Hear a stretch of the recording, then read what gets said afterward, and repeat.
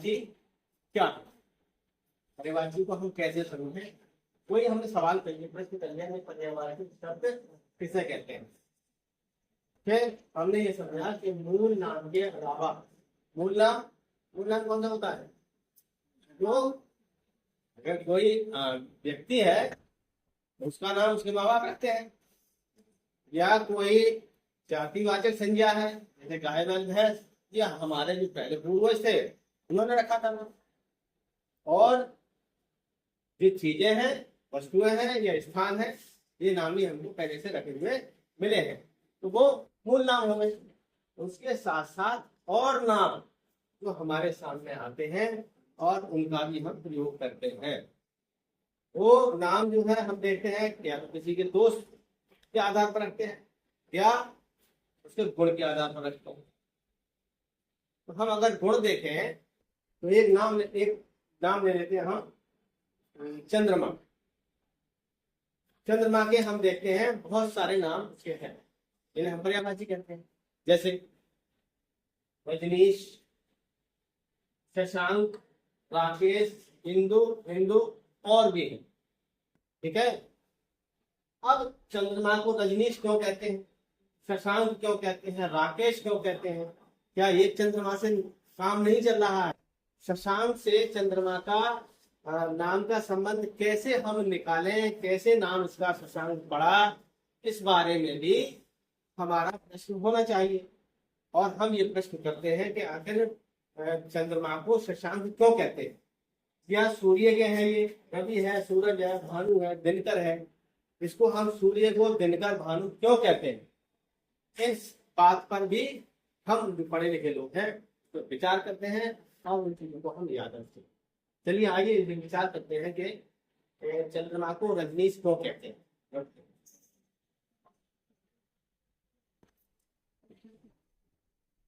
तो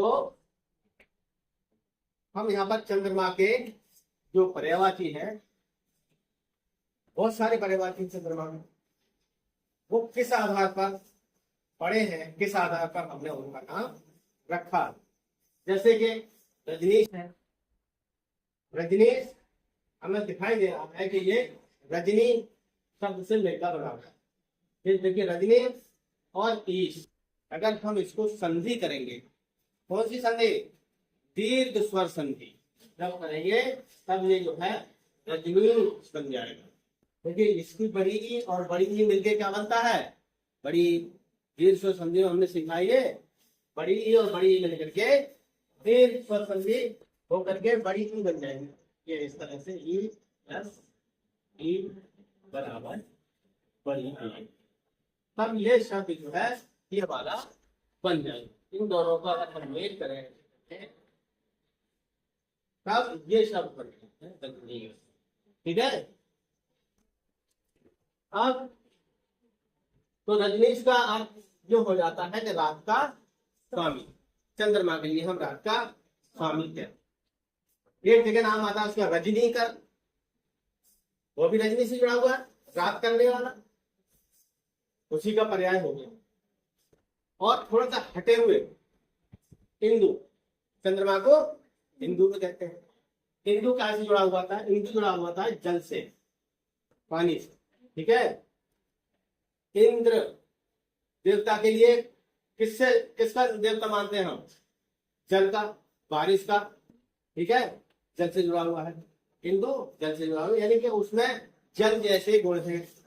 जल में क्या गुण होते हैं, शीतलता, तो उसमें शीतलता का गुण होने के कारण चंद्रमा को इंदु भी कहते हैं। अगला शब्द आता है शशांक, शशांक कहते हैं शशक, शशक कहते हैं खरगोश के लिए। ठीक है, जब हम चंद्रमा को देखते हैं तो बहुत सारे लोगों को ये आभास होता है कि इसमें खरगोश बैठा है, उसके जो धब्बे हैं खरगोश जैसी आकृति लोगों को आभास होता है, महसूस होती है, तो वो ये मान के चलते हैं कि खरगोश जैसा है तो शशांक बोलते, शशक जैसा है। किसी किसी को मृग जैसा दिखाई देता है, मृग कहते हैं हिरण के लिए, कोई कोई उसके धब्बों को मृग जैसी आकृति मान के चलते हैं। जो जिन्होंने जो ये शब्द गढ़े हैं, पर्यायवाची बनाए हैं, ये उनकी कल्पनाएं हैं। उस कल्पना उनकी किसी की कल्पना में मृग जैसा आ गया तो उन्होंने बोल दिया मृगांग। ठीक है, इसलिए तो इसको हिमांशु कहते हैं। इनके यानी बर्फ जैसे गुण रखने वाला हिमांशु। एक नाम आता है राकेश, राकापति। राका किसको कहते हैं? राका कहते हैं पूर्ण चंद्रमा वाले रात को राका कहते हैं। पूर्णमासी होती है उसको राका कहते हैं।